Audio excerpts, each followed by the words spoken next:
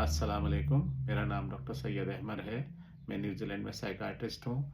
इस वीडियो में मैं आपको बताऊँगा कि एंटी डिप्रेसेंट दवाइयों के मुख्तलिफ ग्रुप्स कौन से होते हैं।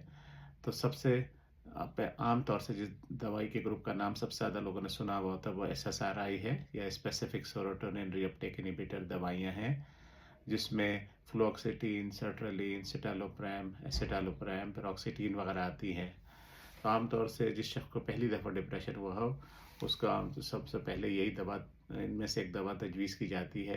उसकी वजह ये है कि इसका असर तो तकरीबन उतना ही, इसका फ़ायदा तकरीबन उतना ही होता है जितना और एंटी डिप्रेसेंट से होता है। लेकिन रिसर्च ये कहती है कि मरीज़ों के लिए इसको बर्दाश्त करना, इसके मतलब ये है कि इसके मुज़र असरात को बर्दाश्त करना निस्बतन ज़्यादा आसान होता है। ये दवाएँ दिमाग में केमिकल की मकदार बढ़ाती हैं, जिसे सेरोटोनिन कहते हैं। उसके बढ़ने से इंसान का मूड बेहतर होता है। इसके कुछ मुज़िर असरात भी होते हैं, जैसा कि हर दवा के होते हैं।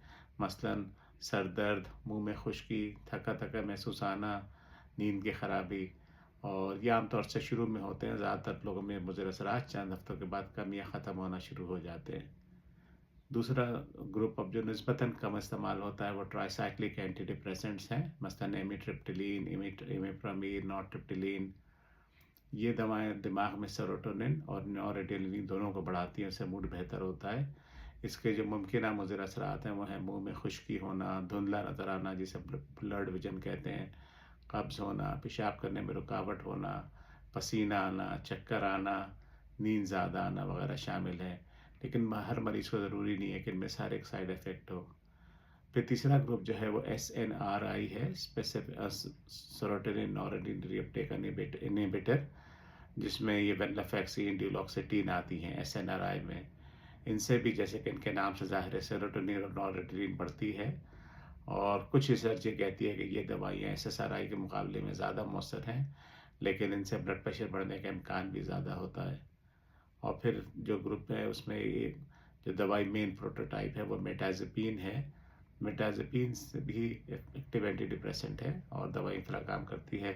इससे नींद, भूख और वज़न बढ़ने का इम्कान और एंटी डिप्रेसेंट्स के मुकाबले में ज़्यादा होता है, ख़ासतौर से एसएसआरआई दवाइयों के मुकाबले में ज़्यादा होता है।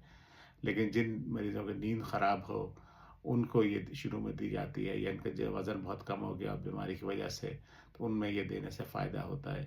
इसको बाद दफ़ा दूसरी एंटी डिप्रेसेंट से मिला के भी देते हैं ताकि उनका असर बढ़ जाए। सुनने का बहुत शुक्रिया।